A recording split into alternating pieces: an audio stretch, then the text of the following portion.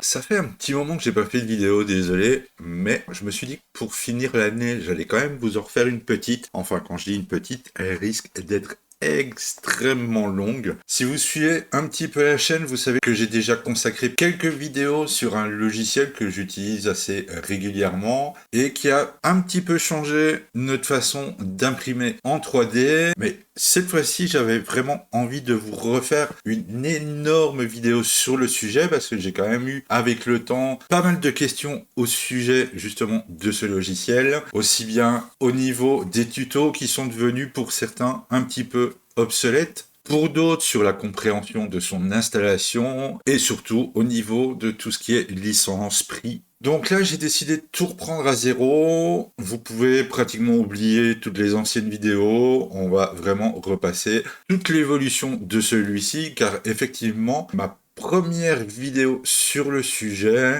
remonte à janvier 2020, donc ça va faire pratiquement à quelques jours près 6 ans que je l'utilise, et donc depuis il y a eu énormément d'évolutions. Donc la vidéo va être vraiment longue, elle va s'adresser à tous ceux qui commencent, qui veulent commencer ou qui l'utilisent déjà. N'hésitez pas à regarder la description si vous voulez sauter des passages, si vous voulez revenir sur des chapitres en particulier. Je vais essayer au mieux de chapitrer cette vidéo le plus clairement possible. Alors, pour ceux qui découvrent ou qui ne connaissent pas Luban 3D, c'est un logiciel qu'on peut dire maintenant vraiment professionnel pour la préparation de fichiers STL vraiment massifs. Je pense que une des utilisations la plus connue et la plus recherchée avec ce logiciel, c'est de vous aider à imprimer des fichiers en très haute taille, de vous aider à faire les découpes automatiquement avec des inserts et tout ce qu'il faut, ce qui est très utile pour ceux qui veulent faire de la taille réelle sur des modèles d'imprimantes qui évidemment ne le permettent pas. Toute la vidéo va être aussi basée sur la dernière version qui est disponible, je pense, pour cette année, qui date de décembre 2025, au moment où je commence l'enregistrement de cette vidéo. Donc normalement, elle tombe à pic pour finir cette année.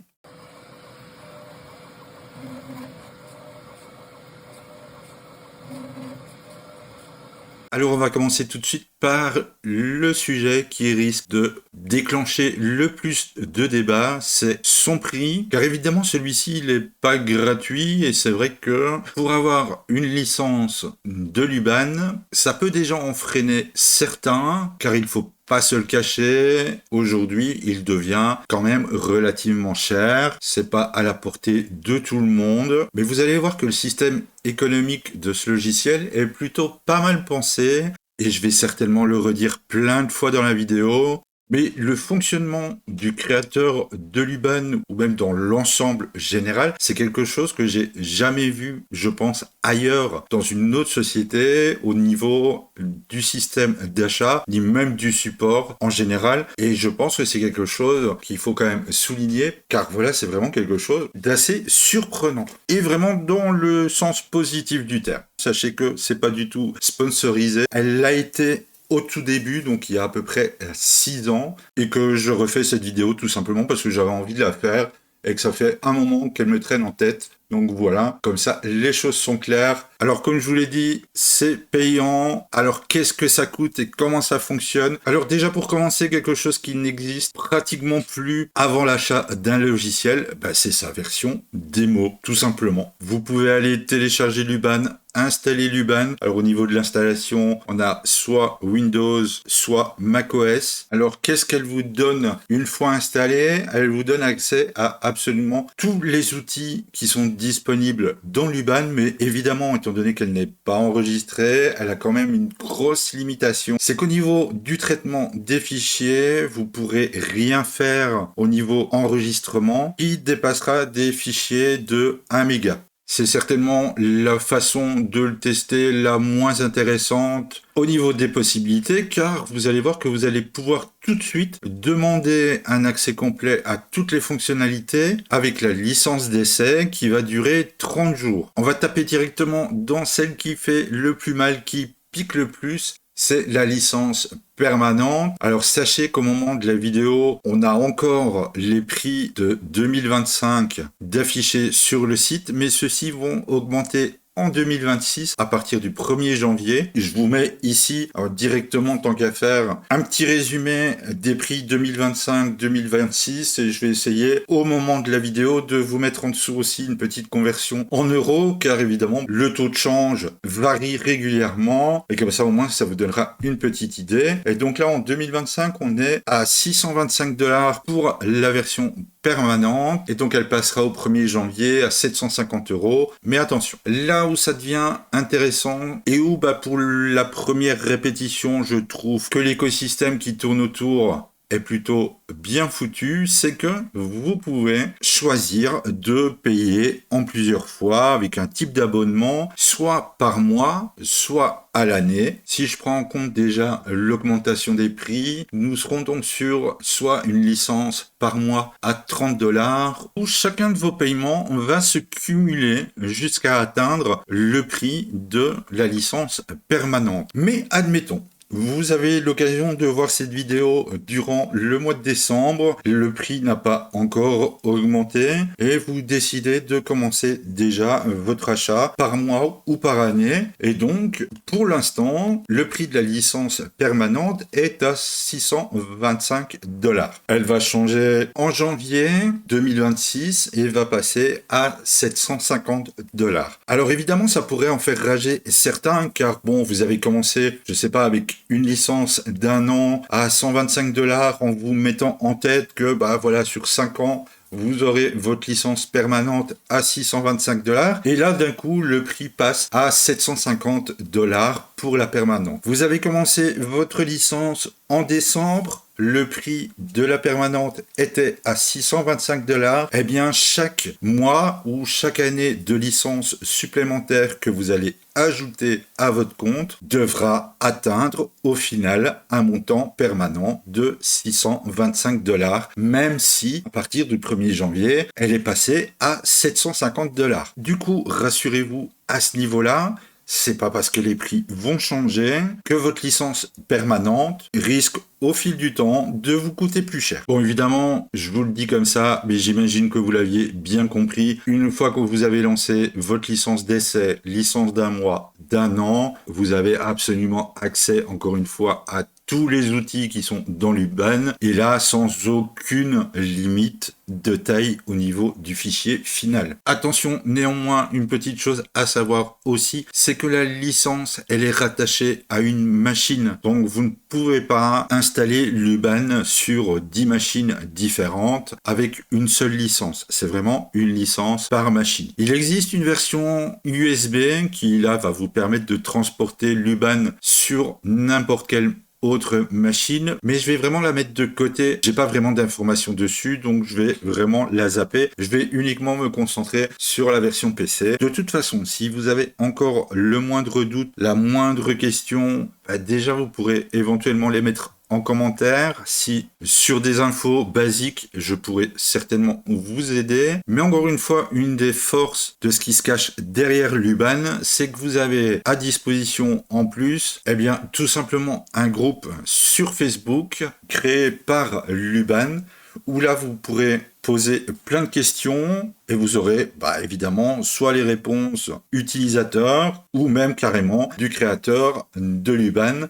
Et vous allez voir, il y a vraiment des trucs de fou. Donc si vous avez jamais été, je vous laisse découvrir ce que certains ont pu faire grâce à l'UBAN. Et vous avez aussi la chaîne YouTube officielle de l'UBAN, où là vous allez pouvoir avoir des mini tutos et des présentations sur les derniers ajouts de l'UBAN, ce qui est à venir, ce qui est modifié. Bref, je vous conseille, si vous avez encore des doutes, de visiter ces deux pages-là principalement pour voir ce que l'UBAN est capable de faire. Et évidemment, sinon, vous avez aussi la possibilité de liker, de partager cette vidéo, comme ça fait une présentation en plus pour ceux qui ont envie de le découvrir.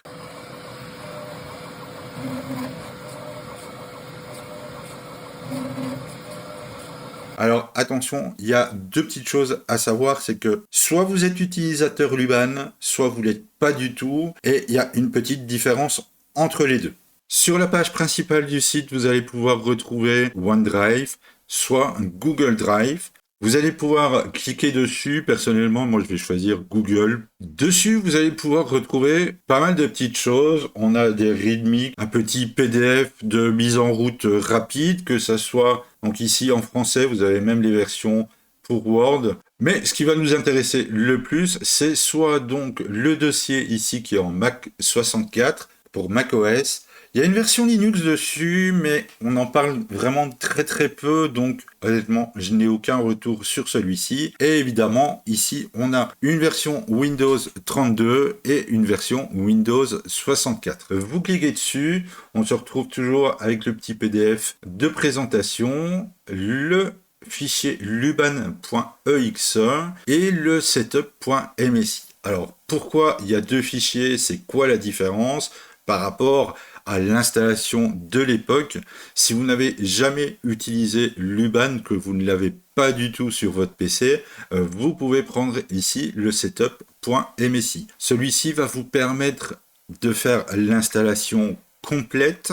Et pour ceux qui disposent déjà de Luban, qui veulent le mettre à jour, il y a le fichier ici luban.exe et c'est celui-là qu'il faudra prendre. Il n'y a pas besoin de supprimer l'ancienne version, il n'y a pas besoin de reprendre le setup. Au contraire, il faut surtout pas le refaire. Pour une mise à jour, ça sera uniquement le fichier .exe de Luban. Donc on va pouvoir le télécharger. Vous risquez évidemment d'avoir les petits messages d'avertissement parce que bon, télécharger un EX comme ça, c'est quelque chose où il faut toujours prendre des pincettes et faire très attention. Ici, évidemment, le but, c'est de le télécharger quand même. Moi, ça m'arrive souvent d'avoir le message qui me dit que le téléchargement n'est pas validé, donc il a été bloqué. Encore une fois, c'est les sécurités qui sont avec le navigateur. Vous pouvez évidemment télécharger le fichier non vérifié.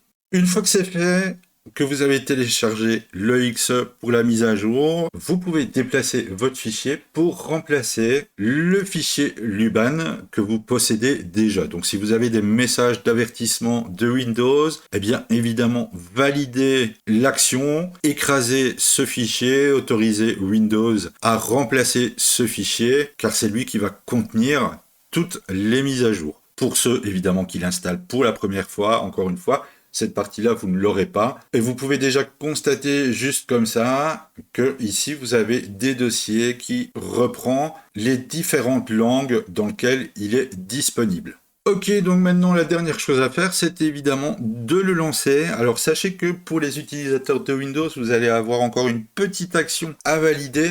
Je vous mets les deux petits écrans ici qui vous montre un dernier avertissement qui est envoyé par Windows. Alors pourquoi cet avertissement dans un premier temps? C'est tout simplement que Luban n'a pas de signature officielle Microsoft. C'est le genre de message que vous ne voyez jamais dans des grosses boîtes du style Adobe, etc. Tout simplement parce qu'elles ont des certificats qui autorisent des setups à faire des modifications de PC, création de dossiers, ce genre de choses, sans avoir ces deux fameuses fenêtres. Encore une fois, Windows les met un petit peu en valeur, en je vous fais peur, mais il va falloir valider malgré tout l'utilisation du script. Donc dans la première fenêtre, vous avez une petite ligne, un petit lien sur lequel cliquer, vous le voyez ici avec la petite flèche sur votre gauche, et ensuite vous aurez autorisé l'exécution du logiciel, et ça sera la seule fois qu'on va vous le demander. C'est pour ça que vous avez des screenshots. Vous arriverez finalement sur cet écran qui représente donc du coup une grille 3D. On y reviendra un petit peu plus tard, mais il faut avouer qu'elle fait un petit peu années 80. On a ici au-dessus tout ce qui est menu que l'on découvrira au fur et à mesure, mais le premier truc que je peux déjà vous montrer, c'est dans la partie Help. La première option va être celle du choix du langage. Vous allez pouvoir retrouver toutes les langues qui sont disponibles au niveau de l'interface. Alors ça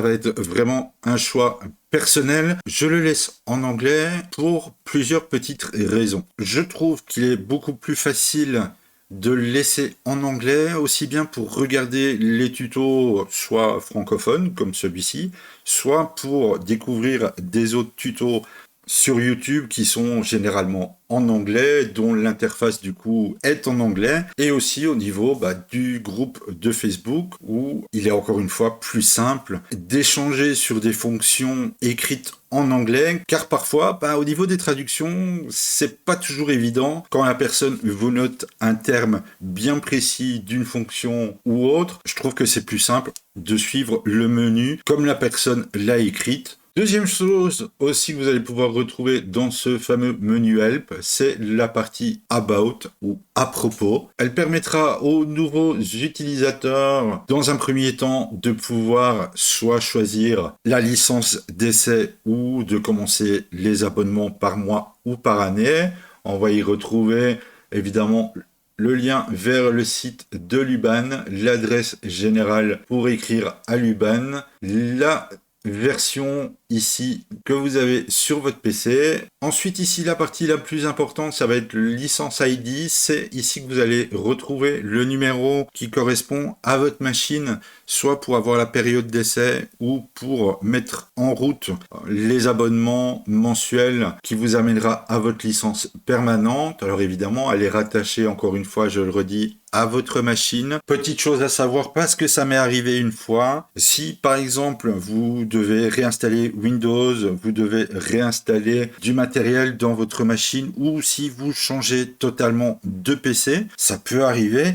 Évidemment, votre licence risque de disparaître de votre machine. Ne vous tracassez pas. Encore une fois, je vous le redis, le système qui est derrière Luban, je le trouve vraiment bien fait à ce niveau-là. Vous écrivez à l'adresse ici de Luban, vous expliquez un petit peu votre cas.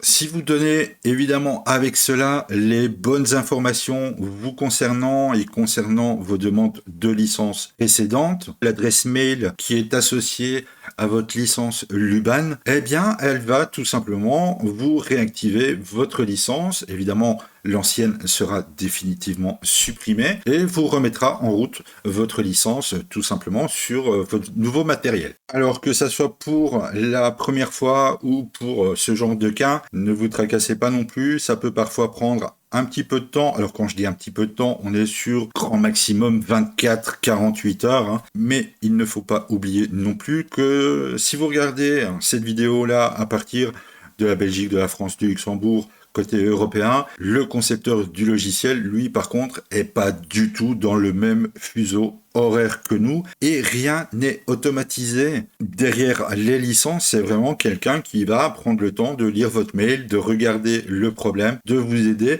et du coup de réactiver manuellement vos licences. Il y a quand même entre les deux fuseaux horaires 6 heures de différence. Si pour vous il est minuit, pour là-bas il est 6 heures du matin. Donc soyez quand même un petit peu patient à ce niveau-là. C'est pas du tout, encore une fois, automatisé. Et pour évidemment revalider dans tous les cas votre licence, que ça soit mensuel, essai ou par cause de problème, vous retournez sur le déposit que vous avez choisi, vous prenez l'exécutable uniquement de Luban et ce sera à nouveau réactivé ou tout simplement activé pour la première fois. Bon, je pense que j'ai fait le tour. Si vous êtes encore là, je pense qu'on a passé le plus chiant de la vidéo. Beaucoup de blabla. Maintenant, on va pouvoir vraiment commencer à découvrir le premier menu et les premières possibilités de Luban. Ce menu se trouve dans le tout premier, ici dans Fichier ou File, et on a ici un menu Création. Alors 19 minutes au compteur, je sais, la partie sur la licence, le support technique, la présentation et l'installation, c'était vraiment le truc le plus indigeste de cette vidéo, mais franchement il fallait passer par là. Si vous êtes encore là avec moi après tout ça, franchement, vous méritez un trophée. Félicitations, vous êtes des survivants. Alors, avant de passer vraiment aux choses sérieuses, je vous propose une petite mission, histoire de voir déjà si réellement vous êtes encore là, et pour peut-être me donner de bonnes idées. Alors, dites-moi en commentaire quel est le dernier film que vous êtes allé voir au cinéma, ou vous auriez regardé à la maison, ça me donnera peut-être des idées. Du coup, n'hésitez pas, on se fait un petit break, mettez sur pause le temps de répondre à cette question. Et comme ça, ensuite, on commencera avec le premier menu de création dans Luban.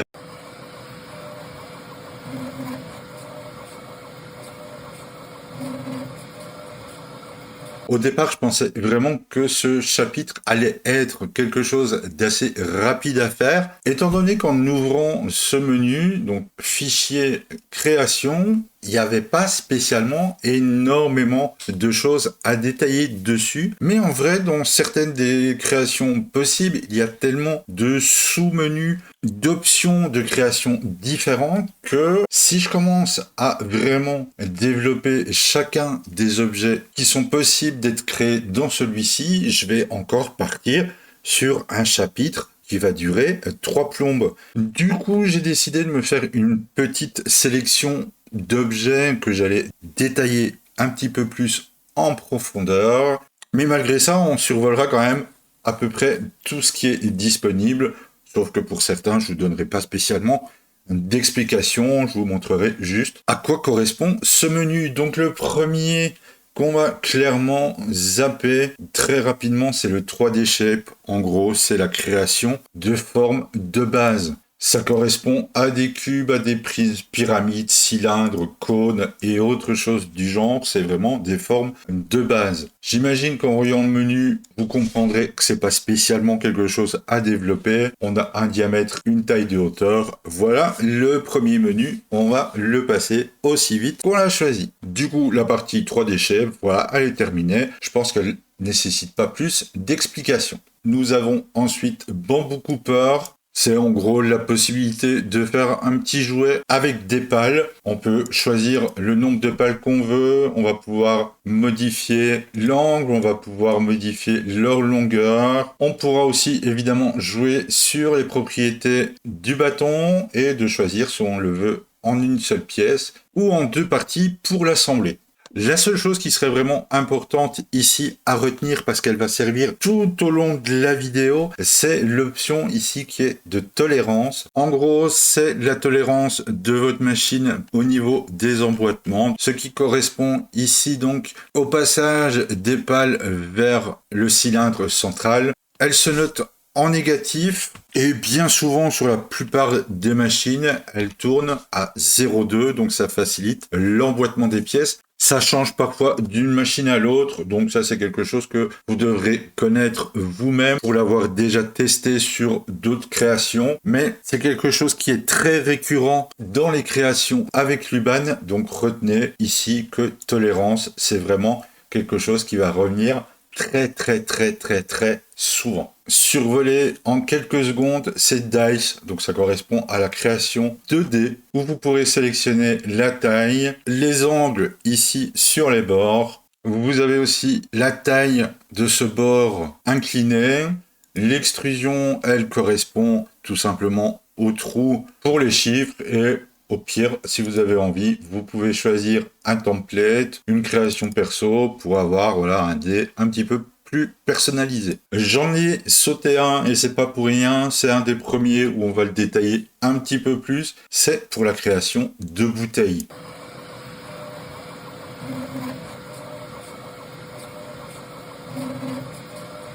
On commence avec un menu un petit peu plus complet, mais vous verrez, on a pire par la suite. Le principe de fonctionnement de celui-ci est tout simplement de pouvoir créer des bouteilles personnalisées. Alors quand je vous dis personnalisées, dans un premier temps, on va personnaliser sa forme. Vous avez 2 façons de le faire, soit à partir d'une idée à l'horizontale ou une version verticale. On pourra ensuite combiner les deux, mais ici je vais vous les montrer un petit peu séparément.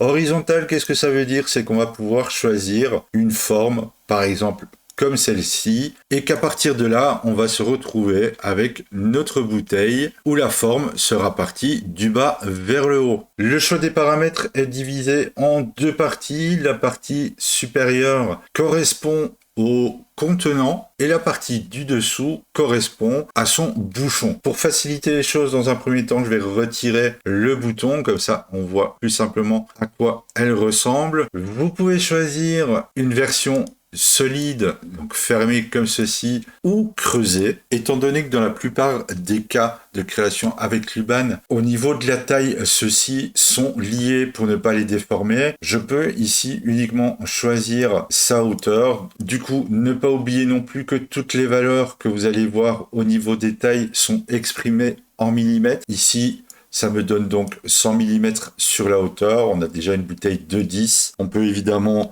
la changer pour faire quelque chose d'énorme. Alors là, évidemment, visuellement, on voit pas spécialement la différence, sauf ici, sur les axes, la valeur a changé par rapport à la taille et on peut voir évidemment que sur la largeur et la profondeur, les valeurs ont changé. On va revenir à quelque chose de plus sérieux car là, vu la taille, ça fait quand même une sacrée bouteille. Et pour l'exemple, donc on va revenir sur une petite bouteille de 10 cm de haut. Vu la forme, c'est déjà énorme. Et ensuite, donc, nous avons la partie bouchon. Vous voyez qu'elle se referme automatiquement. Donc l'intérieur, elle reste évidemment vide. On va pouvoir choisir la taille du bouchon qui fait donc ici 1,5 cm de haut. On peut l'augmenter clairement comme ceci. Après, dans notre cas, vous pouvez déjà voir qu'il y a quand même certaines limites de taille. Vous avez ensuite l'épaisseur intérieure du bouchon et vous voyez ici qu'on a ce fameux paramètre qui revient concernant la tolérance pour l'emboîtement après l'avoir imprimé. On va maintenant cette fois-ci faire la version verticale. Le menu dans l'ensemble ne change pas. Le modèle thickness ici, c'est pour avoir l'épaisseur intérieure de la bouteille. Voilà comme ceci. Je l'ai un petit peu diminué. Nous sommes sur 1 mm d'épaisseur. Encore une fois, on va pouvoir choisir si on veut un bouchon ou pas. Dans ce cas-ci, il est complètement disproportionné. On va quand même le diminuer. Voilà, par exemple, comme ceci. Vous voyez, n'oubliez pas, encore une fois, la tolérance. Alors, aussi petite chose à bien retenir, c'est que pour valider une modification, il ne suffit pas simplement de passer d'un menu à l'autre. Vous voyez, si je modifie simplement en faisant une petite sélection, rien ne se passe. Il faut à chaque fois valider, ou ici dans n'importe quel champ, sur la touche entrée. Et là, du coup, toutes les valeurs ont été modifiées. C'est une erreur assez courante de venir remplacer une valeur sans la valider et se demander pourquoi il se passe rien. Vous voyez, moi j'ai mis ici une hauteur 200 mm et je suis toujours à 200. Donc tant que je ne valide pas avec la touche entrée, il ne se passera absolument rien. Ok, c'est bien, je vous ai déjà montré quelques petites choses au niveau création, mais je vous ai pas encore parlé de l'exportation. Comment on récupère ce fichier pour pouvoir, par exemple, l'imprimer ou l'utiliser dans d'autres projets. Généralement, le menu à la fin est toujours le même, c'est Save Model ou Close. La fermeture ici du projet va simplement fermer le menu des options. Par contre, le bouton Save Model, c'est en gros le bouton d'exportation du projet. C'est grâce à lui que vous allez pouvoir récupérer votre fichier en format STL. On va l'exporter, je vous montre ça tout de suite. Donc vous sélectionnez le dossier dans lequel vous voulez sauvegarder votre projet. Vous n'avez pas spécialement besoin de créer un dossier en particulier pour être un petit peu plus organisé. Car si je regarde tout simplement dans le dossier d'exportation, on peut voir en fait qu'il a déjà lui-même recréé un dossier contenant le nom de l'objet, sa date, son heure, où à l'intérieur on va pouvoir retrouver notre STL, un projet FID et l'image qui a été utilisée pour créer celui-ci. Nous voici donc avec notre belle petite bouteille en version STL qui va nous servir un petit peu plus tard.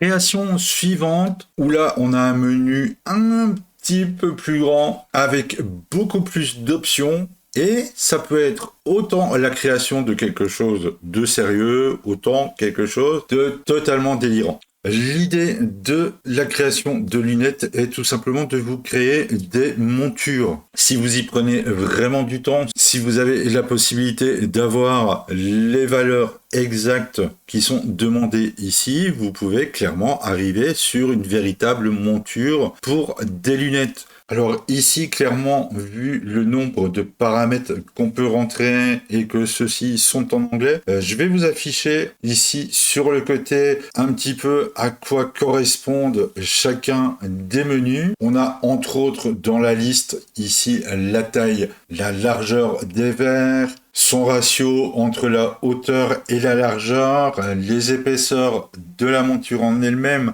de l'inclinaison pour la forme du nez, de la possibilité d'y rajouter les petits pads pour que ça fasse un petit peu moins mal, la longueur des branches, leur épaisseur, leur taille, leur inclinaison. Donc il y a vraiment absolument toutes les options pour vous créer une monture, que ça soit en une seule pièce ou en assemblée avec les petites vis. Je vais vous en montrer une, vous allez plus facilement comprendre. On va partir sur quelque chose de basique au départ. Là, j'ai pris bêtement une image que j'ai trouvée sur Google pour avoir la forme des verres.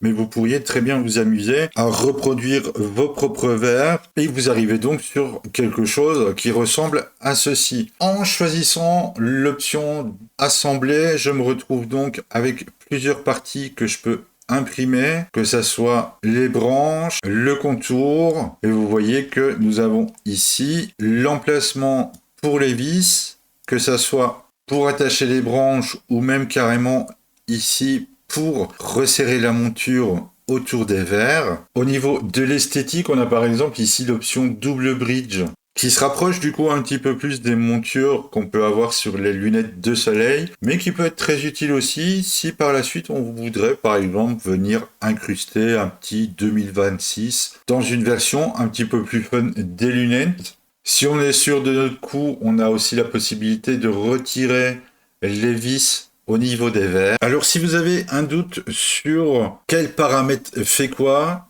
un petit conseil, n'hésitez surtout pas à exagérer les valeurs pour pouvoir voir une différence. Et je vais prendre ici, pour exemple, je vais utiliser cette valeur temple length. Je ne sais pas ce que c'est, eh bien je vais l'exagérer, même si sa valeur de base me donne déjà une petite idée de ce que c'est. Ici, elle est à 140, je vais par exemple la passer à 300, ce qui est pratiquement le double, ce qui devrait donner un rendu assez facile à reconnaître. N'oubliez pas, je valide la valeur avec la touche entrée. Et ici, donc, vu le résultat, on est clairement sur la longueur des branches. C'est une petite astuce si vous avez des doutes sur ce que va faire ce paramètre-là. C'est vraiment de l'exagérer dans un sens ou dans l'autre pour que sa modification vous soit flagrante. Une fois que vous avez déterminé à quoi sert le paramètre, vous pouvez rentrer la valeur que vous avez besoin. Bon, ça c'est le petit côté sérieux de cette création de monture.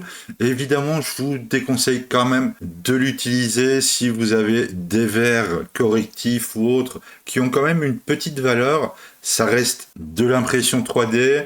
On peut évidemment utiliser des matériaux relativement solides, mais bon, ça peut dépanner par exemple si vous avez des verres de supermarché, des lunettes de supermarché, avec les montures qui cassent assez facilement, ça peut dépanner. Voilà. Par contre, si vous prenez cet outil pour son côté délire, pour faire rapide, je prends les images que j'avais prévues pour la création de bouteilles, pour vous amuser par exemple sur cette fin d'année ou pour des anifs ou des trucs comme ça, à créer, vous voyez, les petits accessoires qu'on utilise parfois pour faire des photos de groupe et tout ça, là vous pouvez clairement y aller et ça peut donner des résultats plutôt marrants. Alors par contre dans la création de ces lunettes, il y a une option que je vous ai pas encore montrée parce que j'attendais vraiment de faire ce genre de bêtises avec, mais qui malgré tout est franchement très sympa. C'est que vous allez pouvoir, avant de finaliser ce projet, voir à peu près la tête que vous pourriez avoir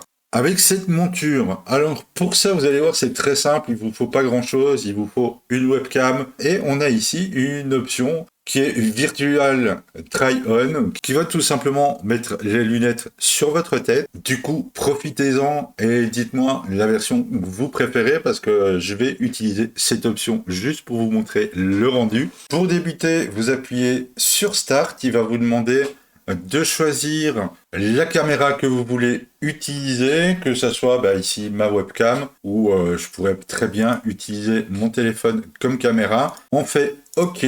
Il va vous demander la valeur d'écartement de vos pupilles. Alors si vous la connaissez pas, rien à voir avec Luban, mais il existe pas mal de petites applications sur Android ou sur iOS qui sont capables, en fait, en vous prenant en photo, de calculer cette valeur. Je vous en note un, par exemple, ici en dessous, qui fonctionne sur Android.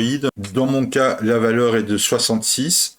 Et vous validez sur OK. Il va lancer la caméra. Et voilà, en gros, ce que ça donne. Évidemment, je vais retirer les miennes et je peux avoir un aperçu de la tête de que j'ai avec ça sur le nez. Voilà encore un bel exemple de ce que ça donne. Vous me dites dans les commentaires si vous préférez la version bouteille ou la version étoile. Bon, j'arrête ça parce que rien qu'à me voir, ça me... Voilà. Du coup, vous l'aurez compris, il y a pas mal d'options rien que sur cet objet. Je vous propose maintenant quand même de continuer et de passer à un autre type de création. C'est celui pour lequel j'ai eu le plus d'intérêt lors de la sortie au début du logiciel.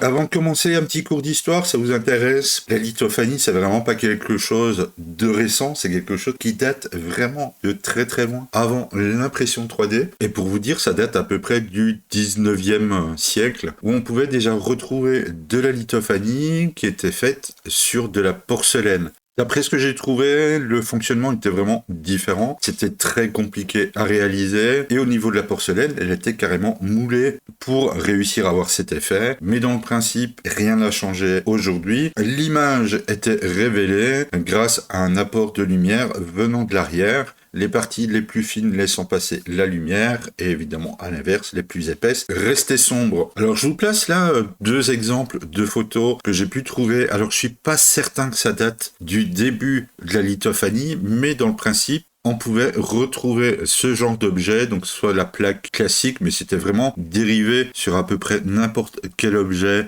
du quotidien, et ça coûtait excessivement cher. Si par exemple vous avez des objets comme ça chez vous, sachez que ça peut quand même valoir une petite fortune. Une simple petite plaque comme celle-là, ou la petite, je sais pas ce que c'est, une cruche, ça peut coûter quand même dans les 700, 900, 1000 euros, juste parce que vous avez une lithophanie dessus d'époque. Évidemment, c'est quelque chose qui est devenu extrêmement simple aujourd'hui à réaliser justement grâce à l'impression 3D, et c'est exactement avec ça que j'ai commencé. Je pense que c'est ma première impression 3D il y a 6 ans avec ma toute première machine qui était une AlphaWise U30. Du coup, cet outil, il date vraiment de très loin aussi par rapport à la sortie du soft. C'était une des premières options qui était disponible, et avec le temps, celui-ci a aussi beaucoup évolué. On avait à la base ce genre de modèle très simple, très carré, avec le trou ici pour le socket pour mettre sur une lampe. La forme de base ici carrée va être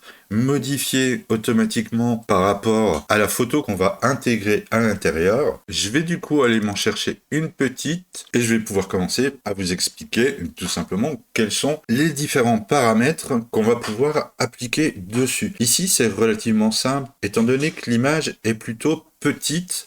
Je pourrais essayer de trouver quelque chose d'un peu plus imposant, comme ce panoramique par exemple. Alors on va pas se fier tout de suite au rendu ici, pour la simple raison que si on regarde au niveau de la taille de la lithophanie finale, c'est quand même petit. On est sur 13 cm sur 5 pour sa hauteur. On va par exemple mettre 250 mm de largeur. Évidemment, pour des cas comme ça, plus la taille de la lithophanie sera grande, meilleurs seront les détails. Je vais encore un petit peu pousser pour vous montrer la différence. Mais attention, plus vous allez monter dans la taille, plus ça va demander de ressources à votre machine pour traiter l'image. Donc parfois, ça peut quand même durer un petit moment pour que la modification s'applique. Là, ici, pour passer jusqu'à 500, il a fallu à peu près une dizaine de secondes. Et on sent tout de suite que là, le logiciel commence à avoir un petit peu de peine à déplacer toute l'image. Allez, on va le pousser une dernière fois, même si c'est quelque chose qu'on ne pourra pas du tout imprimer. Mais en tout cas,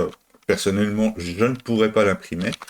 Mais on va faire un 80 cm pour ce panoramique, où cette fois-ci, il a fallu à peu près 30 secondes pour que le rendu soit affiché. Là, par contre, vous voyez clairement quand j'essaye d'avancer dedans que j'ai vraiment de la peine à y arriver, mais que là, au niveau détail, on est beaucoup plus précis. Par contre, si j'ai l'idée maintenant de faire le rendu tel quel, vous pouvez avoir ici en file size que celui-ci dépasse déjà à peu près les 2 gigas. Mais pour garder l'explication, je vais le garder. Allez, je vais faire une taille quand même un petit peu plus petite. Je vais redescendre de 500. Voilà, comme ceci. Tout ça pour vous montrer quelques options complémentaires qui seront plus flagrantes sur un objet de grande taille. Et c'est quelque chose qui pourrait arriver assez régulièrement sur certains de vos projets, que ce soit des lampes ou des choses comme ça. On peut avoir parfois besoin de travailler sur des gros fichiers. Il y a un paramètre qui va vous permettre, malgré la taille et la demande excessive de mémoire pour pouvoir se déplacer, que vous pourrez modifier tout de suite pour gagner de l'efficacité au travail, c'est ici au niveau de la résolution. On est sur du 0.1. Ça correspond en gros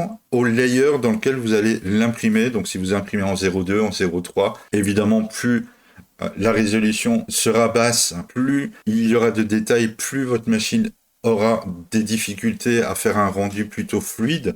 Donc moi, ce que je vous conseille dans ce genre de cas, c'est déjà de commencer par changer la résolution quand vous avez placé votre image correctement, ou même commencer par modifier la résolution. Vous mettez par exemple 10 et vous voyez que l'image, donc du coup, ne sera pas belle du tout, mais on récupère la fluidité du soft. Soit à l'inverse, si vous êtes sûr que par exemple, dans ce cas-ci, vous ne faites qu'un cadre, vous tapez directement votre résolution à 10 et vous importez seulement votre photo après. Et quand vous aurez terminé, vous pourrez revenir par exemple à une résolution, je dirais de 0.12. C'est ce que je faisais à l'époque avec les anciennes machines, où là, vous aurez votre fichier prêt à exporter, étant donné que vous n'aurez plus rien à faire, parce que vous voyez quand même la différence au niveau de la fluidité. Bon, moi je le repasse à 10 parce que j'ai encore plein de trucs à vous montrer. C'est beaucoup plus fluide. Du coup, comment ça marche en général? Vous avez compris ici, on a le modèle size X et Z. Si vous en changez une des deux, étant donné que c'est une photo, le ratio est automatiquement reporté à l'autre. Donc là, j'ai surtout modifié la largeur. Si maintenant je décide de changer la hauteur, automatiquement, vous voyez que celle du dessus se modifie. Vous avez aussi la possibilité de passer l'image en positif ou en négatif. Tout ça va dépendre évidemment de votre photo, et aussi ça peut être utile par exemple si vous faites ça à partir d'un négatif. Je pense que ça doit être quelque chose d'assez rare, mais vous avez peut-être des images qui auront besoin d'être inversées. Le min thickness max thickness correspond en fait entre les zones les plus fines et les zones les plus épaisses de votre litho. Vous pouvez avoir quelque chose de très très fin pour tout ce qui est lumineux et mettre quelque chose de bien plus épais pour les zones noires. Bon, ici, on exagère un peu beaucoup, mais si vous regardez, c'est en gros la différence entre les zones blanches ici et tout ce qui est noir là. Vous voyez que c'est beaucoup plus grand. On peut les voir comme ça en changeant les valeurs. Les parties se modifier, mais si vous laissez les valeurs par défaut, ça fonctionne très très bien. Voilà, comme ceci. Donc la résolution, on l'a fait. Ici, le slank degré, c'est tout simplement pour incliner donc, votre plaque.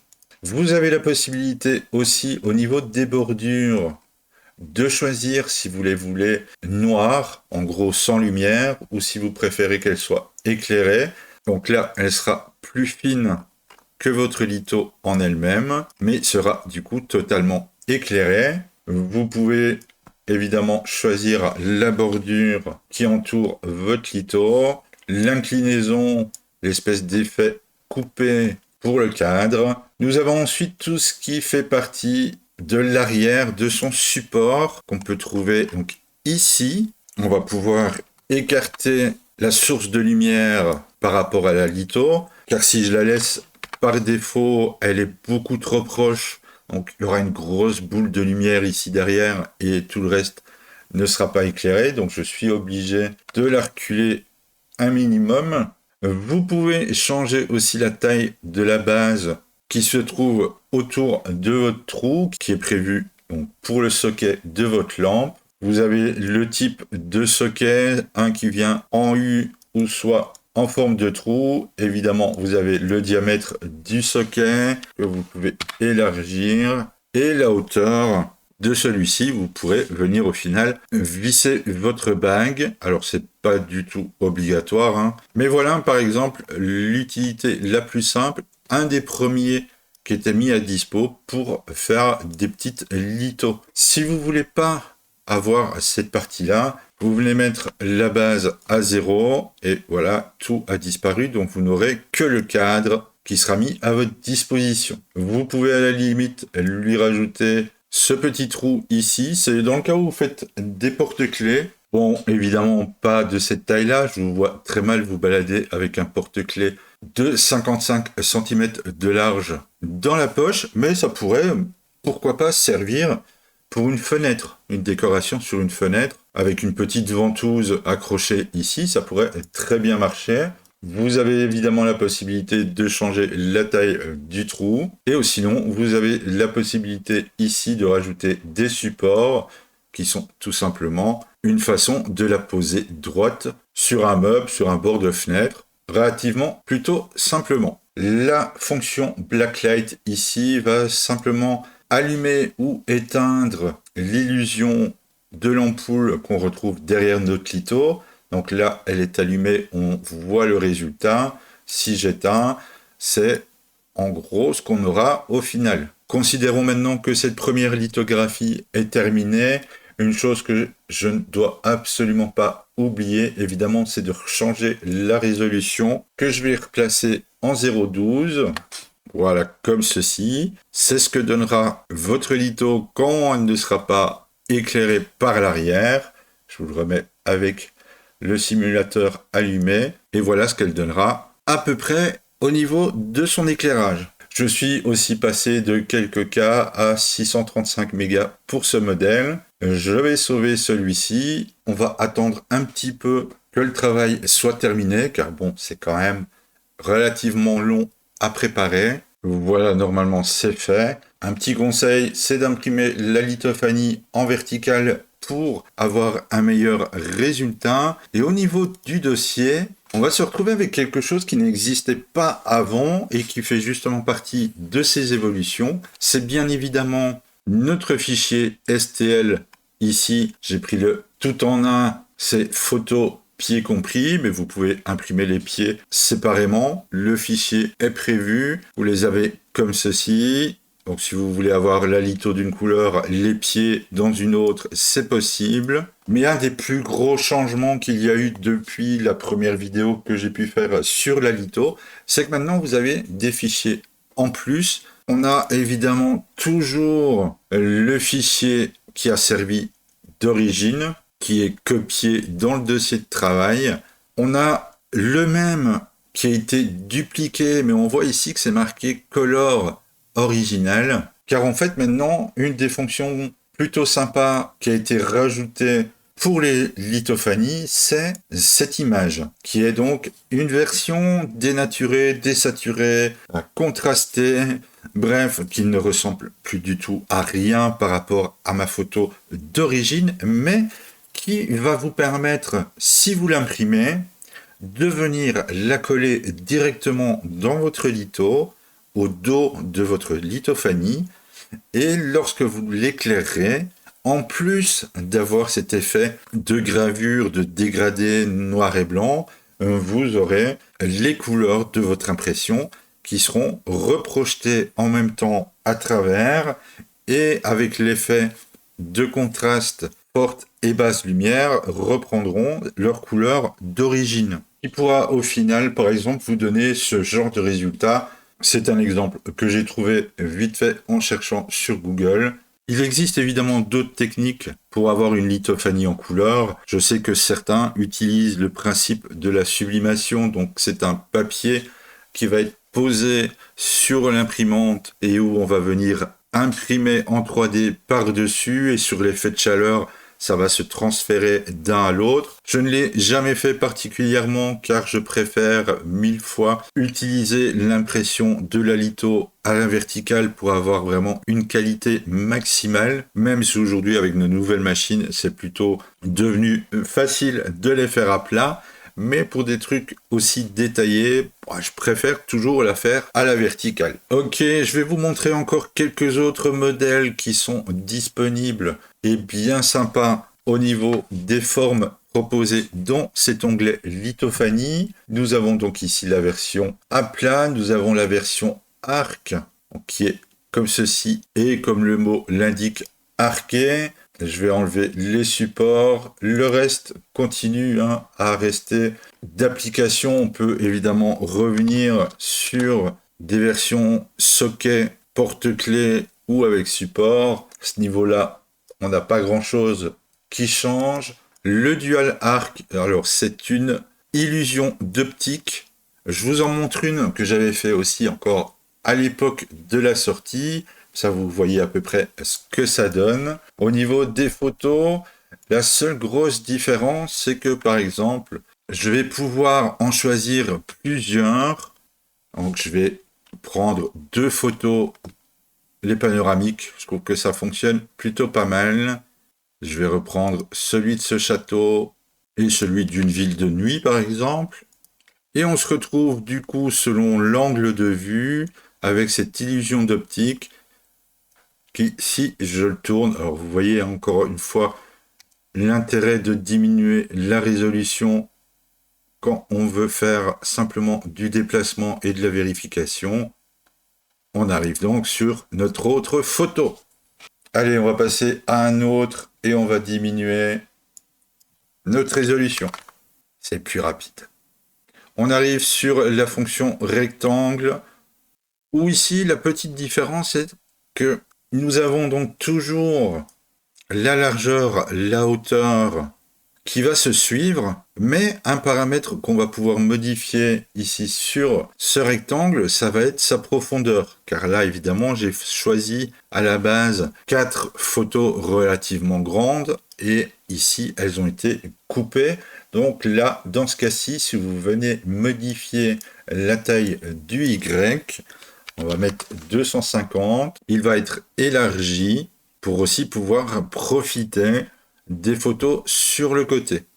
On va augmenter un petit peu la résolution. On va la passer à 3 pour qu'elle soit un petit peu plus visible. Donc voilà, par exemple. Et je vais pouvoir choisir plusieurs photos. Il va les insérer. Pour l'idée ici, par exemple, vous pourriez très bien mettre à l'intérieur, vous savez, des fausses bougies, comme on peut en voir un peu partout pendant les périodes des fêtes. Je vous lance des idées comme ça, après elles sont peut-être pas toutes très bonnes à prendre. On va passer ensuite à d'autres formes de style polygone, où vous allez pouvoir augmenter le nombre de faces avec le nombre de photos que vous voulez utiliser. Dans ce genre de cas aussi, on va évidemment pouvoir, que ce soit pour le rectangle, le polygone, pouvoir choisir le type de base qu'on veut. L'idée reste toujours d'avoir la possibilité de les utiliser pour des lampadaires ou autres, que ça soit posé comme ceci ou au plafond. Si vous le faites au plafond, n'oubliez pas d'inverser l'orientation des images.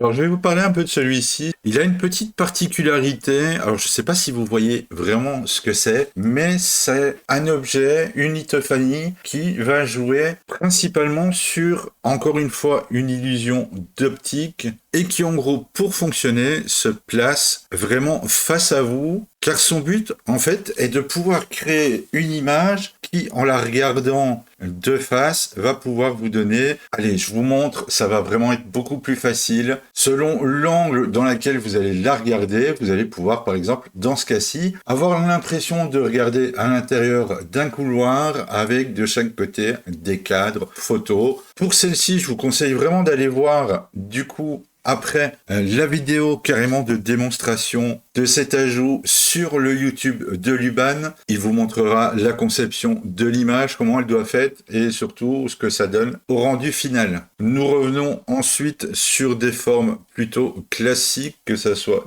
du cylindre, des cônes, où vous allez pouvoir dire, bah voilà, je veux un diamètre de 20 au-dessus et un diamètre de 100 en dessous.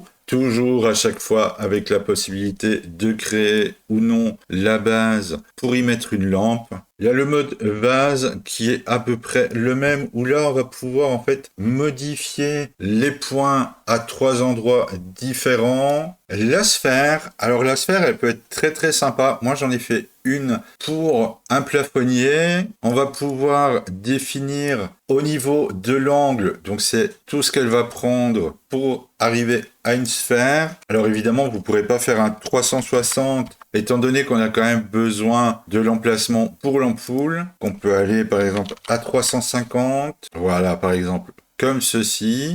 Ici, dans les paramètres les plus importants à pas oublier à modifier, c'est déjà commencer par donner le diamètre de votre sphère que vous désirez, car celle-ci va vous donner du coup, selon l'angle choisi, donc là si j'augmente un petit peu, je devrais pouvoir aller jusqu'à 355. Vous voyez que l'ouverture du diamètre maximal sur laquelle je vais pouvoir travailler, donc le trou qui se trouve en dessous, sera de 8 mm 44. Donc si je veux gagner selon l'ampoule que vous voulez utiliser, il va falloir jouer un petit peu avec ça pour pouvoir atteindre le diamètre nécessaire ici. Donc là, ça veut dire que l'opening diameter est de 16,9. Au niveau du diamètre du socket, je ne pourrais pas aller plus haut que cette valeur, ou sinon j'aurai droit à un petit message qui me signale que le diamètre du socket doit être inférieur à l'ouverture du diamètre. Donc, pour que ça marche, même si ici, étrangement, il l'a accepté,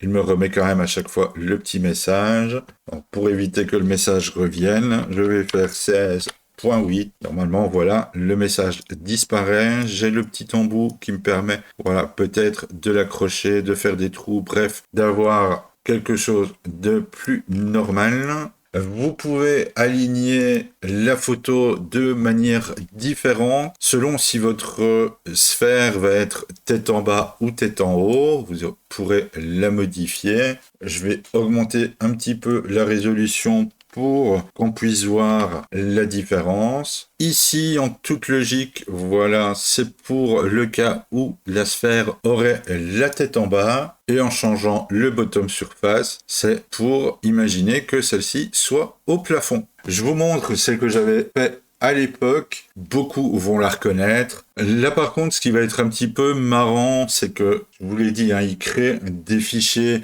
supplémentaires pour pouvoir, par exemple, mettre Nolito en couleur. Eh bien, même là, il le prévoit. On a donc la photo d'origine, on a la photo d'origine donc qui a été prévu pour insérer donc les couleurs, et voici le fichier qu'on est censé réellement imprimer et insérer dans la sphère, mais je pense que ça va être ici un petit peu compliqué de pouvoir rentrer dans une sphère de 200 mm de diamètre en passant par un petit trou de 8 ou je ne sais plus combien j'ai mis, de 16 par contre, et de venir coller à l'intérieur, ça va être un petit peu compliqué quand même.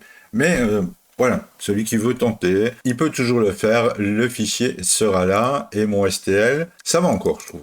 Il fait 55 mégas, avec une résolution de 1. Si je le pousse au maximum, là on passe tout de suite à un fichier qui fait pratiquement 4 gigas. Il va falloir aussi rester conscient sur ce sujet-là, c'est le poids final de votre projet, que ce soit lors de la création sur Luban ou tout simplement aussi lors de votre slice, par exemple sur Prusa Slicer, Orca ou autre. Ça risque quand même de mettre à mal vos machines. C'est le genre de truc où il va falloir être très patient au niveau du calcul. Je vais passer maintenant à Stencil, qui est arrivé suite à pas mal de petites idées de personnes différentes, où on avait en fait besoin de sortir des formes basiques d'une lithophanie. Un peu comme sur ce projet où j'avais besoin d'une forme un petit peu particulière pour faire mes lithos. Eh bien, tout simplement, cette fonction a été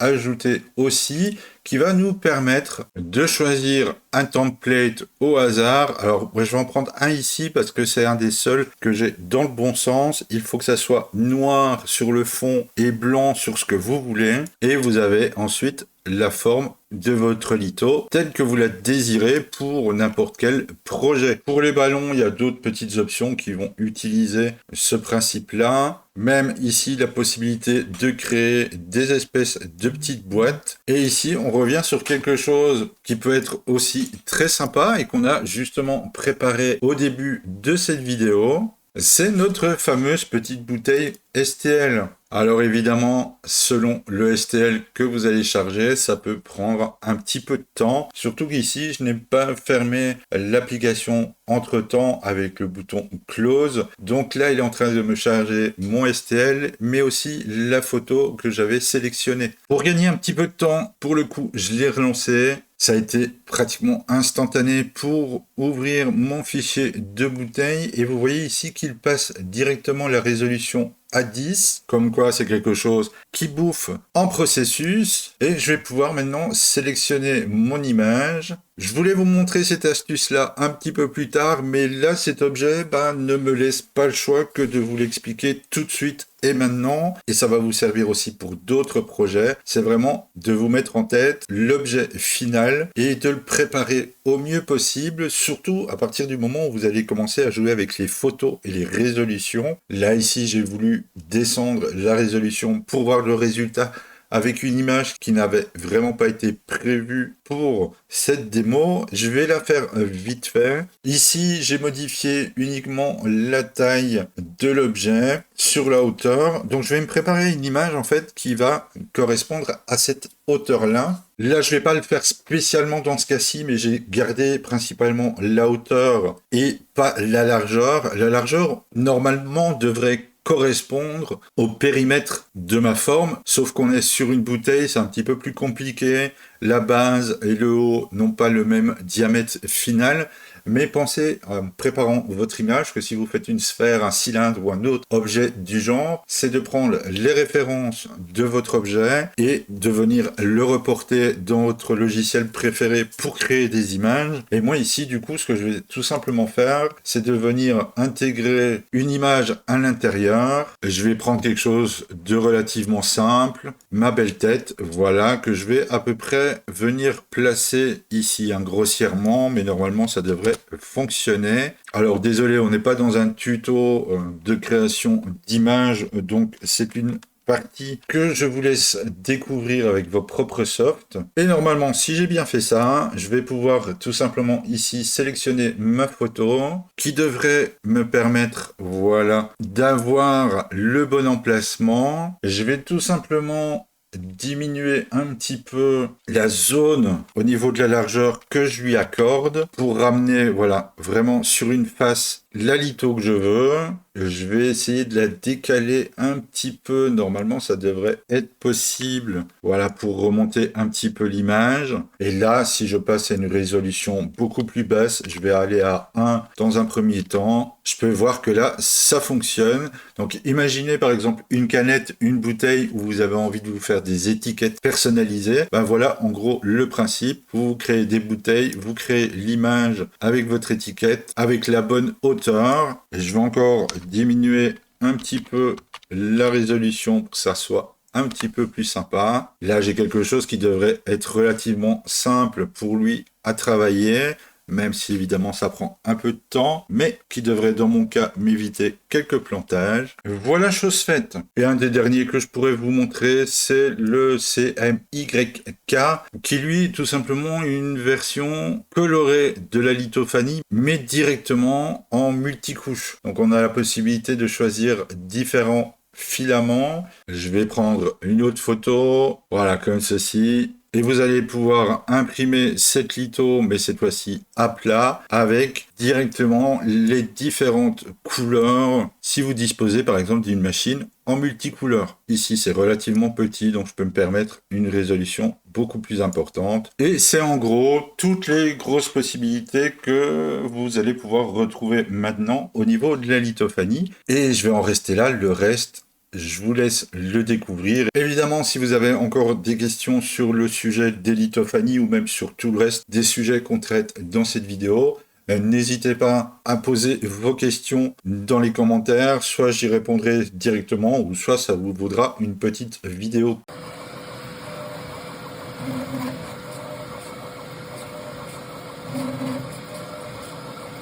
Je vais pouvoir attaquer maintenant la dernière partie qui se trouve donc dans création, c'est Photomagic.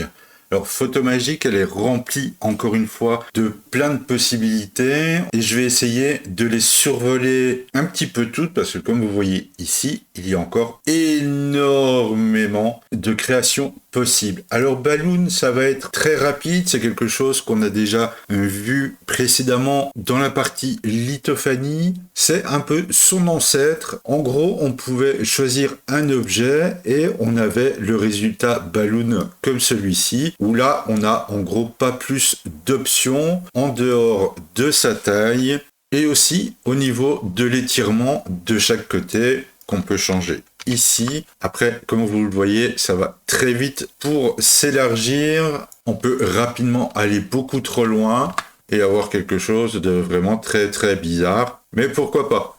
Ensuite, nous avons la fonction bloc qui va nous créer des petits blocs, mais qui ont la particularité d'avoir des points d'attache au centre en orange et qui va tout simplement vous permettre de les déplacer un petit peu vers le haut, vers le bas. Tout réside encore une fois au niveau de sa taille finale. Pour en avoir plus ou moins, on va pouvoir aussi définir la taille des blocs en plus grand, en plus petit, ce qui changera évidemment le nombre au final. On peut aussi, si on désire, soit fermer le haut, soit fermer le bas. Mais dans tous les cas, il va falloir faire très attention. C'est pas une impression facile à gérer, étant donné que les points d'accroche vont avoir besoin de support. Donc, il va falloir y penser. Si vous fermez complètement le projet, donc que ce soit au-dessus ou en dessous, ça va être un petit défi d'impression. Nous avons ensuite la fonction de box, qui est tout simplement la fonction pour créer des boîtes simples. Il vous suffit à chaque fois, dans la sélection de photos, de choisir le template de votre boîte. Encore une fois, on a la taille de celle-ci qui va évidemment jouer sur tout le reste. On va pouvoir définir soit sa largeur, soit sa profondeur, sa hauteur, l'épaisseur ici pour l'intérieur. On va pouvoir venir donner aussi un petit style sur l'emboîtement. Là, attention par contre au niveau de la forme de votre boîte. Là, clairement, ça ne passera pas, étant donné que le haut est beaucoup plus large que la base. Selon ce que vous allez choisir, personnellement, il y en a deux qui fonctionnent très bien. C'est soit la version basique, donc c'est le couvercle qui revient à l'extérieur de la boîte, ou alors le inlay comme celui-ci. Si vous vous souvenez, je vous ai expliqué justement dans les parties lithophanie qu'on avait la possibilité d'utiliser un template un petit peu particulier. Eh bien, tout simplement, ça vient de ceci qui, pour exemple, m'avait servi lorsque j'avais fait l'équivalent des nanolives. La forme que j'avais choisie était un hexagone, donc j'avais pris ce système où j'avais repris tout simplement en template le dessus de la boîte et où j'avais appliqué donc une lithophanie dessus. Du coup, cette fonctionnalité est devenue au niveau de la partie inlay un peu obsolète, étant donné que maintenant elle est totalement intégrée dans la partie lithophanie. Donc on peut ici choisir la partie basique pour se faire des petites boîtes bien pratiques. On a évidemment le choix de la hauteur au niveau du couvercle. J'ai une base ici de 40, je vais un petit peu l'augmenter, je vais aller à 50, vous voyez ici, et je vais pouvoir choisir ici la hauteur du couvercle. Donc là, je suis en gros à 70 mm au total. On va pouvoir aussi jouer un petit peu sur l'effet de la bordure pour l'accentuer ou pas. Attention que la limite, c'est le thickness qui est au-dessus. Donc si je veux quelque chose de plus flagrant, je vais pouvoir monter jusque 2,5 en le modifiant, comme ceci. Et encore une fois, à ne pas oublier votre tolérance en négative, comme ici, pour que l'emboîtement puisse se faire correctement. En général, Le -0.2 permet aux deux parties de s'emboîter correctement tout en lui laissant une certaine accroche pour ne pas que ça s'ouvre tout seul. La partie sel maintenant, c'est un effet d'optique. Alors ça donne pas grand chose sur une forme basique comme celle-ci, mais si vous choisissez une image, ça peut tout de suite devenir beaucoup plus sympa. L'effet va encore une fois jouer sur sa taille, donc 10 par 10, c'est pas énorme.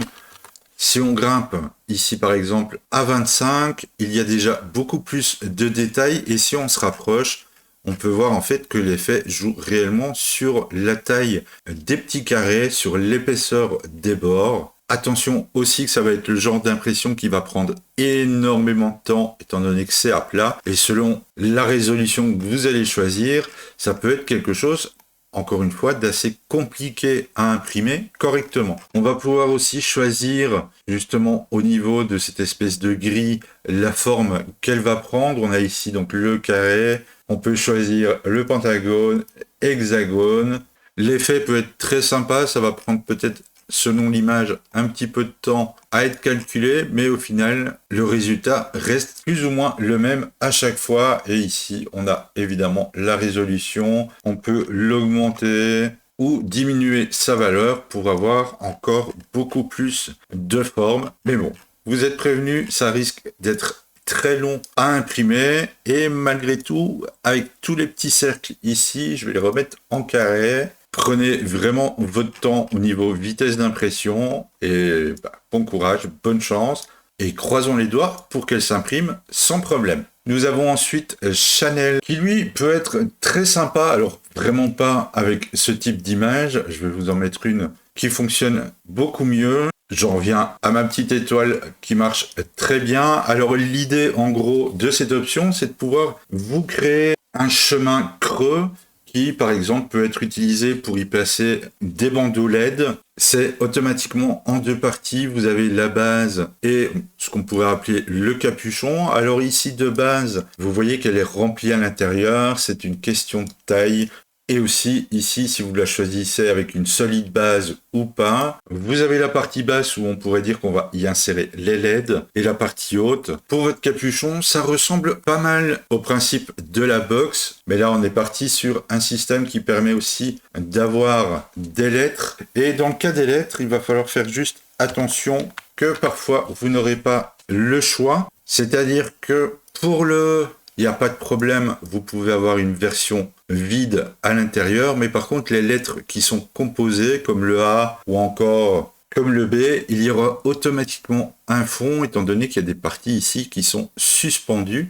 Vous allez pouvoir évidemment changer la hauteur de celle-ci. Si vous comptez par exemple utiliser cette fonction pour créer comme ici éventuellement un éclairage lettré, il faudra quand même bien faire attention au final qu'il n'y a pas de trou prévu pour le câblage. Vous devrez évidemment le faire vous-même par la suite, que ce soit sur le côté ou par exemple dans le fond. Attention aussi à l'élément Channel White qui en fait va lui être principalement la valeur ici de la rainure. Il va falloir penser au fait que votre lettre ou le template que vous allez utiliser sera suffisamment large ici pour accueillir évidemment votre ruban de LED.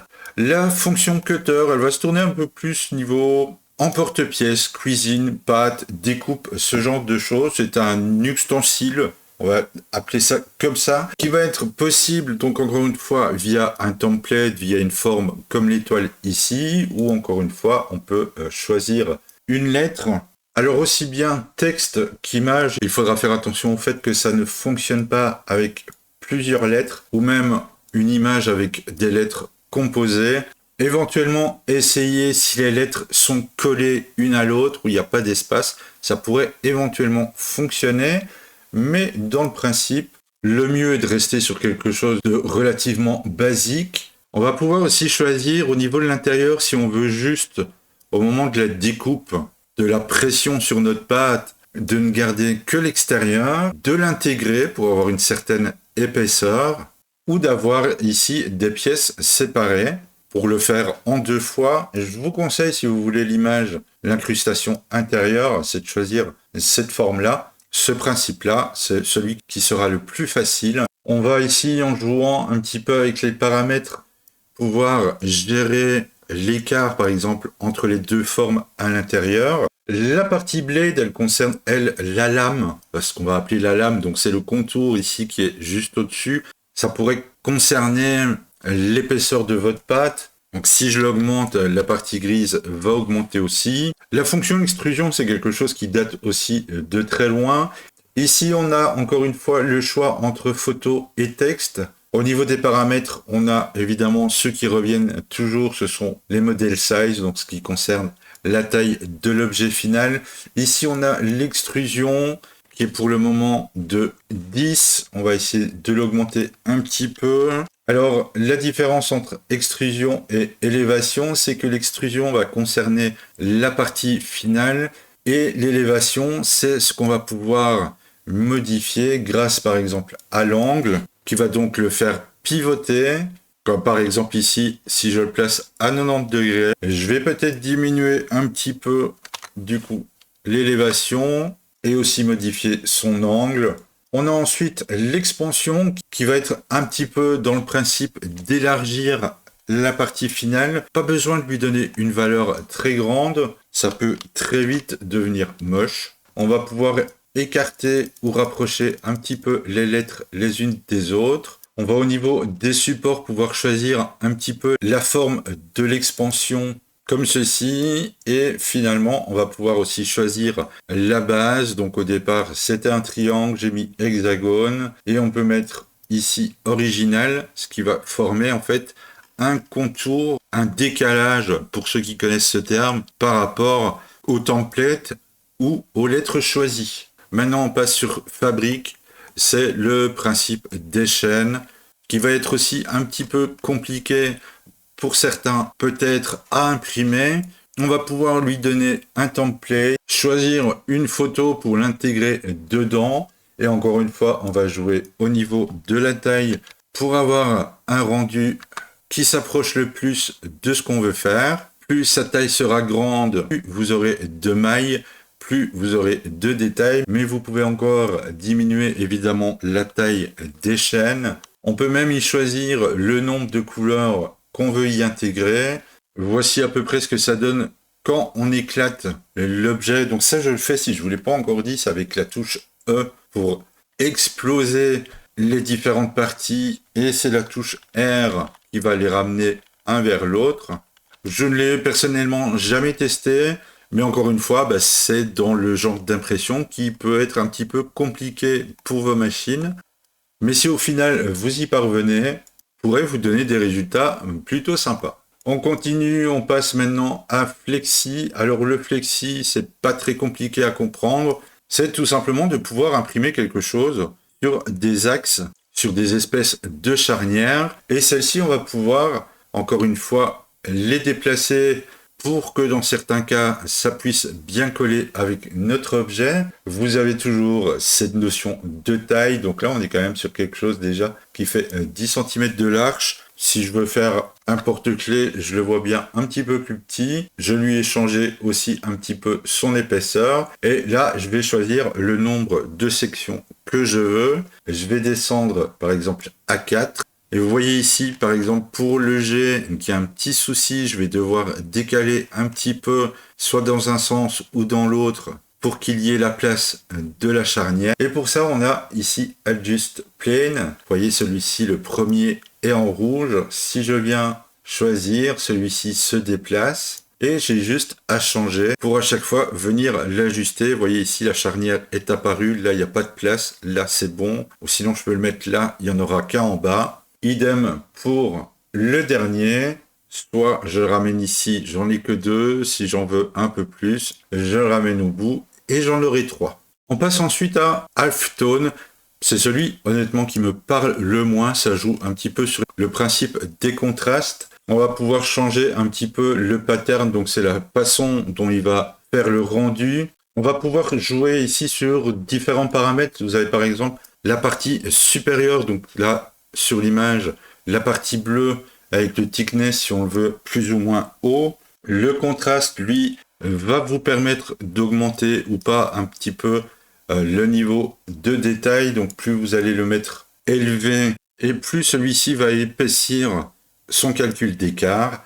On va pouvoir aussi choisir la largeur qui aura comme effet d'augmenter, de diminuer l'épaisseur de la spirale. Alors si je reprends un autre, voilà à peu près ce que ça donne. Et on va aussi pouvoir choisir la forme extérieure de notre objet. Alors évidemment, attention, plus vous montez dans les paramètres, dans les différentes fonctions, plus ça risque de faire travailler votre machine. Et voilà à peu près ce que ça donne. Ensuite, nous avons layering qui va vous permettre, ici peut-être un petit peu moins au niveau de l'impression 3D, mais ça peut être très utile pour ceux qui font un petit peu de gravure. Selon le choix, surtout ici au niveau de l'offset, d'avoir encore une fois plus ou moins de détails comme ici pour avoir des contours un petit peu plus prononcés lors de l'export. Vous aurez même le fichier DXF pour l'importer facilement dans votre logiciel de gravure. Vous pouvez aussi choisir plusieurs photos pour les imbriquer une dans l'autre et vous pourrez, en choisissant ici dans le menu l'image sur laquelle vous voulez modifier quelque chose. Je veux par exemple que la partie qui m'a servi pour les lunettes passe au-dessus. Je veux plus de layers pour la partie des lunettes. Il y a moyen vraiment d'arriver à des résultats assez sympas, mais je trouve que cette fonction, elle est un petit peu plus tournée découpe laser, même si ça reste quelque chose de relativement simple à imprimer. Lenticule, c'est un effet d'optique qui va vous permettre de prendre par exemple deux templates différents et de jouer sur son angle de vue. Donc c'est-à-dire que d'un côté vous allez voir que c'est une étoile et si on le tourne de l'autre vous allez avoir le verre des lunettes. Jouons encore une fois sur sa taille, sur l'épaisseur des barreaux. À chaque fois évidemment ça va en changer le nombre nécessaire. On peut toucher au niveau de la bordure. Et au niveau des renforts, c'est donc les versions horizontales de celle-ci. On peut en mettre plus ou moins selon ce qu'on recherche. Évidemment, plus la taille sera grande, plus il faudra en mettre. Vous pouvez encore une fois utiliser des photos. Ici, j'en ai mis qu'une, mais le rendu reste le même si j'en mets deux. Donc d'un côté, je vois mon petit personnage et quand je le mets dans l'autre sens, je vois apparaître mon dessin. Étant donné qu'à chaque passage de méthode, là ici je viens de passer dans Morphing, si ce que je faisais avant contient quelque chose qu'il pouvait utiliser, donc ici mes deux images, il va tenter d'appliquer cela à la nouvelle méthode, mais comme vous pouvez déjà le constater, ça ne marchera pas avec tout. C'est le morphing, le but c'est de pouvoir encore jouer sur l'effet d'optique selon l'angle de vue. Pour avoir quelque chose de concret, je vais pouvoir modifier un peu mon choix pour prendre encore une fois deux images qui fonctionnent. Donc là on a l'étoile et si on le met dans ce sens-là, on a le vert. On va pouvoir aussi jouer sur autre chose, c'est évidemment encore une fois le texte. On peut aller jusque 3 textes, mais attention, il va falloir à chaque fois que le nombre de lettres soit égal. Donc pour l'exemple ici, je vais utiliser chaque fois les 3 mêmes lettres dans un ordre différent. On n'oublie pas, on valide toujours avec la touche entrée. Il va commencer à se mettre à travailler et voici donc le résultat. Alors il va falloir faire plusieurs tentatives car selon le rendu visuellement ça fonctionne, mais évidemment ici on voit clairement que ça ne sera pas imprimable étant donné qu'on a des parties qui sont totalement dans le vide. Bien souvent le souci vient du troisième, c'est lui généralement qui casse les lettres à cause de la vue du dessus, mais une fois qu'on a ici, donc le même nombre de lettres des deux côtés, on peut simplement hop, se déplacer et l'illusion fonctionne. Alors je vous ai dit, le mieux c'est de choisir évidemment des mots contenant le même nombre de lettres. Alors vous pouvez aller plus loin. J'ai par exemple ici mon pseudo complet qui est en 9 lettres et la version diminuée en 3. Ça fonctionne. Alors je vais le mettre voilà comme ça dans l'autre sens. Mais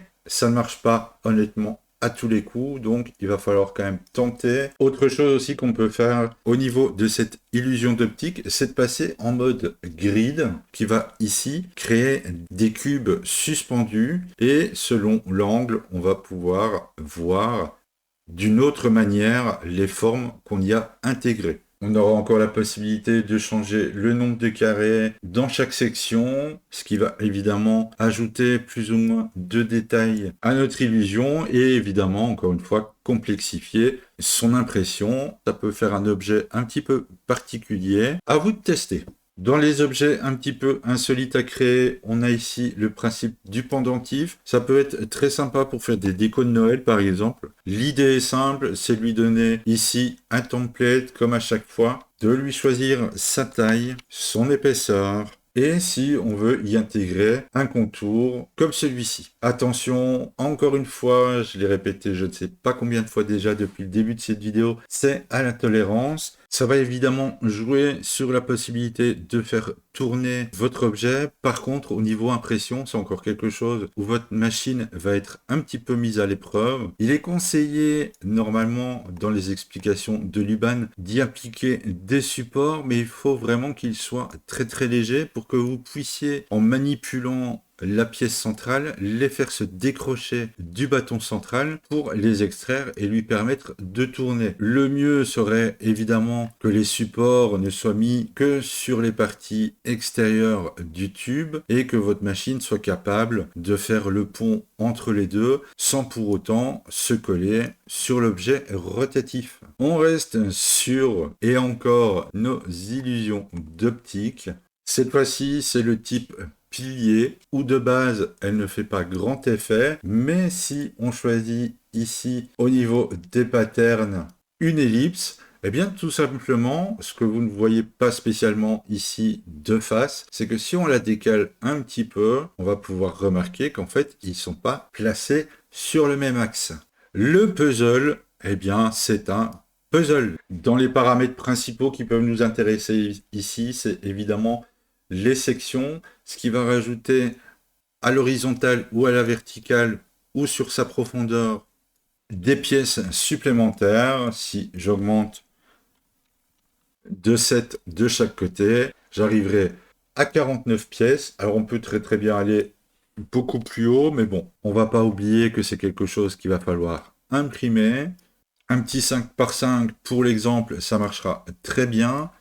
On va pouvoir choisir, encore une fois, de l'imprimer si on a une imprimante multimatérielle. Et d'un coup, comme ça, tout sera au même niveau. Si on doit changer, on peut aussi choisir le multilayer qui va lui donner un petit peu de relief. Donc là, ça sera à vous de voir le rendu que vous voulez. On va pouvoir aussi utiliser ce qu'ils appellent le 8 map qui va donc lui carrément incruster un peu comme le principe de la lithophanie, encore une fois, mais cette fois-ci en couleur directement dans la pièce.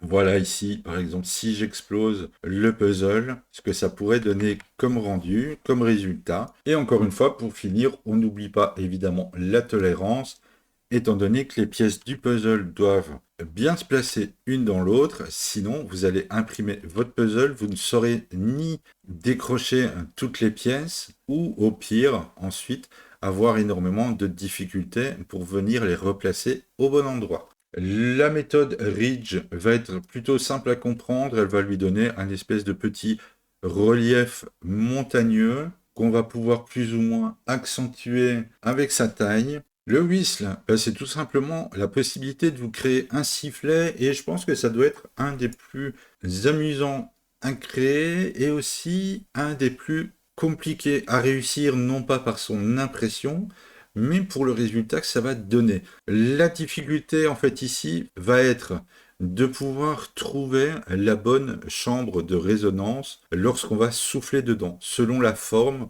la taille, le son qui va sortir de ce sifflet va changer. Par contre, on peut très très bien s'amuser à avoir des formes un petit peu différentes que le sifflet traditionnel. Donc ici, bon, j'ai repris encore une fois le verre de mes lunettes, mais on peut très bien faire un sifflet en forme d'étoile, en forme de carré, bref, libre à votre imagination. La seule chose qu'il ne faut pas oublier, c'est que l'image que vous allez choisir doit être pleine, ou sinon ça risque d'être un petit peu plus compliqué, mais pourquoi pas à tester. Pour ceux qui arriveront à émettre un son, n'hésitez pas à me dire dans le commentaire à quoi il ressemble et si ça a bien fonctionné. Le wire, je vais un petit peu le passer parce qu'en fait, c'est simplement l'impression des contours de l'image que vous allez lui mettre dedans. Il n'y a vraiment rien de particulier.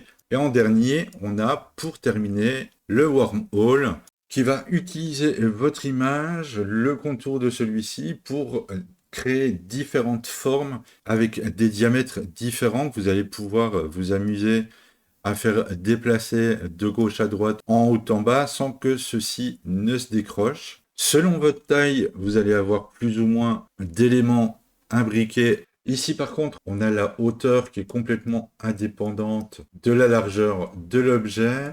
Et on peut aller chercher des trucs un petit peu plus complexes en créant des formes dans des formes. Alors, je ne me suis pas vraiment foulé pour vous faire cet exemple, mais ça vous permet de comprendre le principe.